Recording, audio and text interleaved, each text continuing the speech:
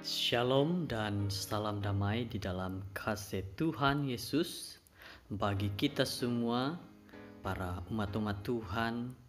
Semoga kita pada hari ini dalam keadaan yang baik-baik, sehat dalam melakukan segala aktiviti pekerjaan-pekerjaan kita.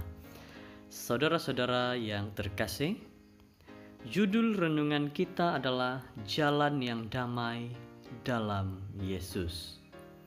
Dan ayat renungan kita di dalam Lukas 1 ayat 79 di mana mengatakan, untuk menyinari mereka yang diam dalam kegelapan dan dalam naungan maut, untuk mengarahkan kaki kita kepada jalan damai sejahtera. Saudara-saudara, siapa di antara kita yang suka bernyanyi? Apa lagu yang akan kamu nyanyikan untuk memperingati kelahiran Yesus ke dunia suatu ketika dahulu? Dua bagian dalam Injil Lukas yang berhubungan dengan kelahiran Yesus sering disebut nyanyian pujian karena kemiripan dengan Mazmur Ibrani dalam Perjanjian Lama. Pada gereja mula-mula menjadikannya nyanyian dan menggunakannya untuk dalam penyembahan. Antaranya yaitu nyanyian Maria yang terkenal. Yang kedua merupakan syair pujian yang tidak terlalu terkenal, yaitu nyanyian Zakaria. Setelah 9 bulan berada dalam kebisuan, Zakaria akhirnya dapat berbicara lagi. Ia mengumumkan bahwa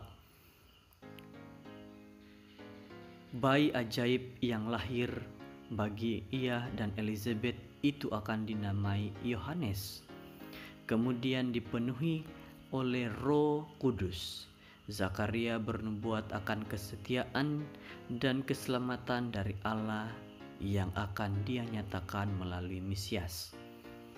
Zakaria berkata bahwa Yesus oleh rahmat dan belas kasihan dari Allah, dengan mana ia akan melawat kita, ia akan datang untuk menyinari mereka yang diam dalam kegelapan dan dalam naungan maut, untuk mengarahkan kaki kepada jalan yang damai.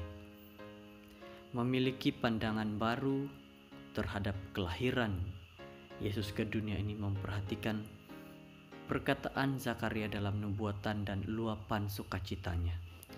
Bacalah dengan sungguh-sungguh, renungkanlah maknanya, biarkan Allah memakai untuk menulis sebuah nyanyian baru dalam hati kita. Saudara-saudara, ingatlah akan kelahiran Yesus ke dunia ini. Bagaimana Yesus memberi tunjuk ajar kepada semua manusia saat dia memberikan nasihat kepada semua manusia. Saudara-saudara, kita harus juga melihat kepada kematiannya yang memberi pengetahuan bahwa Yesus begitu mengasihi akan manusia. Jadi, saudara-saudara, kita bukan hanya mengingat kelahiran, tetapi juga harus kematiannya di kayu salib. Kedua-dua perkara ini adalah memberikan kepada kita sebagai manusia dapat untuk mengikuti jalan yang damai dalam Yesus. Melihat karya Allah dalam hidup kita, memberikan nyanyian baru dalam hidup kita. Di dalam kehidupan kita sebagai manusia, kelahiran maupun kematian Yesus adalah dua perkara yang sangat penting bagi kita.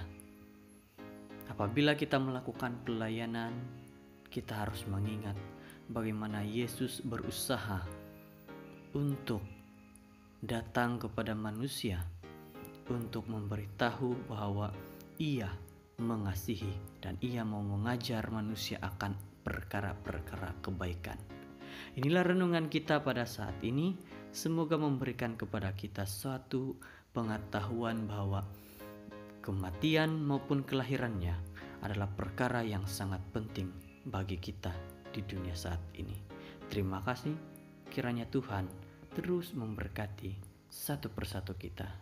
Shalom, Tuhan memberkati.